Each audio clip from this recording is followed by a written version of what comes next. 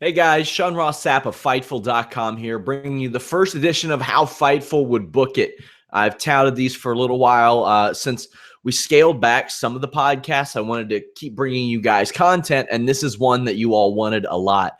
On any given week, myself or Alex, or maybe myself and Alex, may even throw in Jeff Hawkins, you never know who you'll see on these, will tell you how we would book a certain situation, whether it's just improving a character like we'll see today, or maybe a full storyline, something like that. Of course, you can hear more talking points like this on the Monday show after Raw, the Tuesday show after Smackdown, The List and Ya Boy, Wednesdays at 3 p.m. Eastern. And then we got more shows here and there. Of course, we have a full slate of MMA podcasts, boxing podcasts. If you haven't checked out Fightful.com, do that, please. The first character that I'm going to tackle, especially for this week, Aiden English. Now, in the headline, you may see the Aiden English-Guerrero push and think he's not a main eventer, and I don't think he is. I never can say that I saw anything that really stood out in the vaudevillains. I thought the gimmick was not that great. I liked some of Simon Gotch's chain wrestling. I like the little direction that Aiden English has went with the singing and the crying and stuff. It's an improvement over absolutely nothing. So what I would like to do is for the WWE to really grab a hold of what he has at his disposal, and that is a really famous family.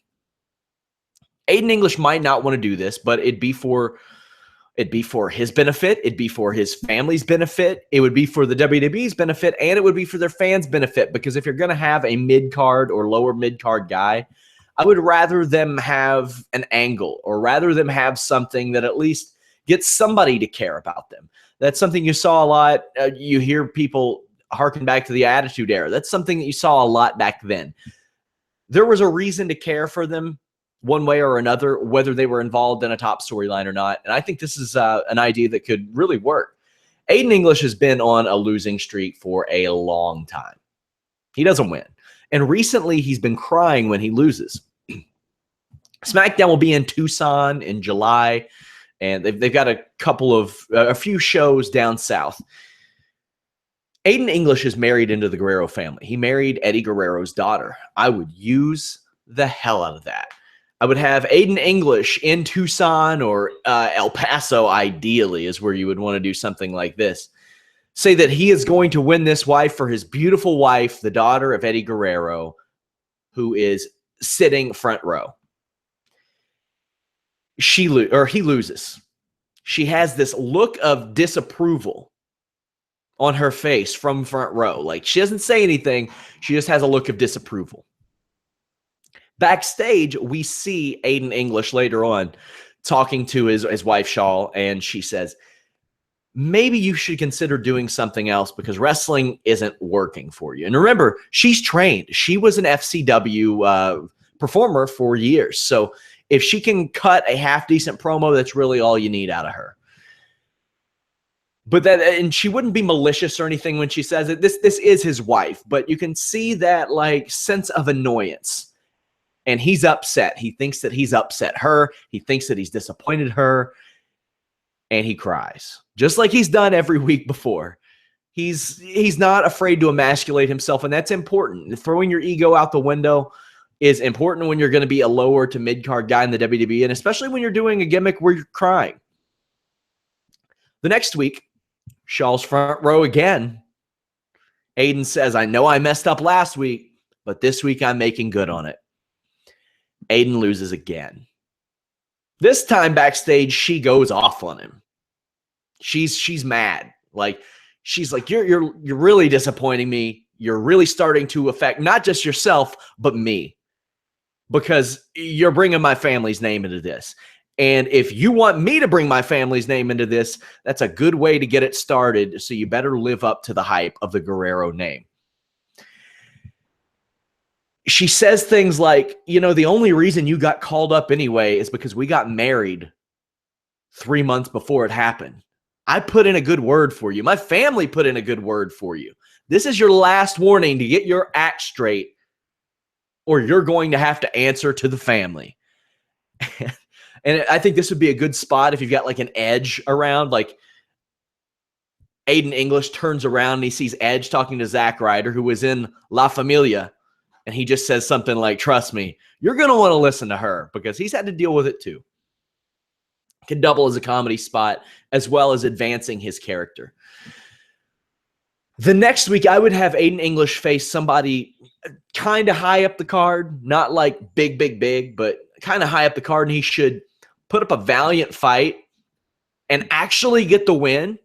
Like maybe he's fighting a Sami Zayn and he gets the win, but the ref screws it up and he gets beaten while he's complaining. Like the count was actually 3, but Aiden goes and complains like, man, that was 3. And everybody saw that it was a 3 count. But while he's complaining, he gets beat.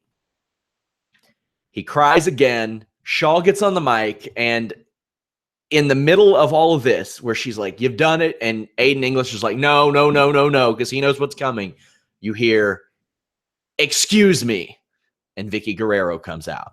You're not going to have anybody better in this angle cut a more impactful heel promo than Vicky Guerrero. And, you know, if Shaw was sick of it, you know Vicky's sick of it because she doesn't take that shit. You know, Aiden's already brought up Eddie in the conversation. He said the daughter of Eddie Guerrero. And Vicky said, you know, you losing was fine before, but as soon as you brought my husband into it, as soon as you brought the Guerrero legacy into your losing streak, something's got to change. Vicky Guerrero is going to run Aiden English down and said if he's going to be their son-in-law, not just be a wrestler, but to be their son-in-law, he has to, or to be her son-in-law, he has to stop tarnishing the legacy. He has 3 options: to quit, she'll have him fired, he can answer to the men in the family. He says, he pleads and says, you know, I think I can win. I think I can win. And he starts to show this fear that he has to get this done. He doesn't have an option. He's going to get his ass kicked by the entire Guerrero family if he doesn't start to win. Otherwise, you know, he's got to quit, or Vicky's just going to get him fired because Vicky knows some people. Vicky's owed a favor or two. Vicky had quite a run, and the WWE likes Vicky, and Aiden knows that, and everybody knows that. Aiden English would win the next week, but he does it out of complete fear. Like, he's losing the match, and as he's losing at ringside, Vicky and Shaw will start to yell at him and scream at him, and all of a sudden, he starts to win. Maybe he does it by nefarious tactics. Maybe he cheats. Maybe he does some of the shades of Guerrero to do so. I think that would be a nice touch to have maybe Aiden adopt some of the moves, adopt some of the characteristics. But I would have them emasculate him on a weekly basis because, I mean, he's shown that he's okay with that as a character. He's okay with showing that aspect. And you don't have to be, you know, top of the line, strong dude. Goldust used to emasculate himself every single week. And he made a pretty good go of it. And this is lower mid-card to a mid-card angle. Eventually, I would have Shaw and Vicky, after he gets on a lengthy winning streak, like maybe a month, say that now he needs to hyphenate his name. Now, this doubles because it's a sign of respect, but, you know, a man hyphenating their name, to many looks like, ooh, why would you do that? But he does it, and now he's known as Aiden English Guerrero. Now, there's a real possibility that Aiden English could get over as a babyface by doing this, even to a low degree. So I would have him like use the lasso of El Paso, or lasso from El Paso, the Three Amigos, the Frog Splash, if he could do this. Eventually down the line, if Lucha Underground doesn't work, you can set up a match with Chavo Guerrero. That's there. He is around. Anybody that you have available that is familiar with Guerrero in a storyline perspective. JBL's around. He's at your disposal. He had a long, storied history with Eddie Guerrero. I think that's a neat way to make Aiden English mean more than what he means right now. Like I said, not like a main event push or anything like that. I could see him challenging for maybe an Intercontinental title, maybe coming up short. That plays into it as well. But Aiden English has shown his willingness to take on some unusual gimmicks, to take on some gimmicks that maybe don't paint him in the most masculine of ways.